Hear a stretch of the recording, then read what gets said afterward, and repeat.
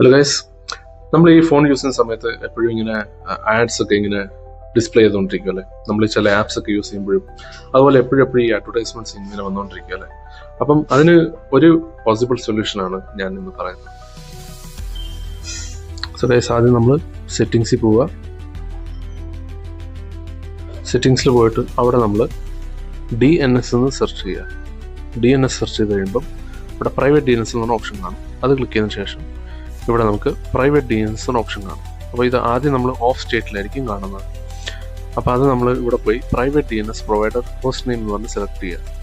അതിൻ്റെ അകത്ത് നമ്മൾ ഈ കാണുന്ന DNS.adguard.com എന്ന് വെച്ച് കഴിഞ്ഞാൽ നമ്മുടെ സെറ്റിങ്സ് വർക്കിംഗ് ആയിരിക്കും. അപ്പോൾ ഈ പറഞ്ഞിരിക്കുന്ന സെറ്റിങ്സ് ഒക്കെ വെച്ചിട്ട് നിങ്ങളൊന്ന് അപ്ലൈ ചെയ്ത് നോക്ക്.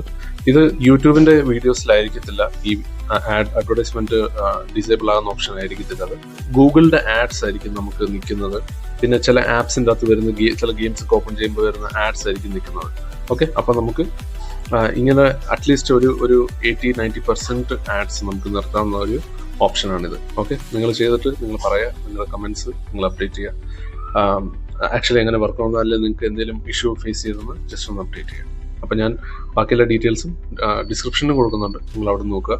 ഓക്കെ, അപ്പോൾ see in the next video.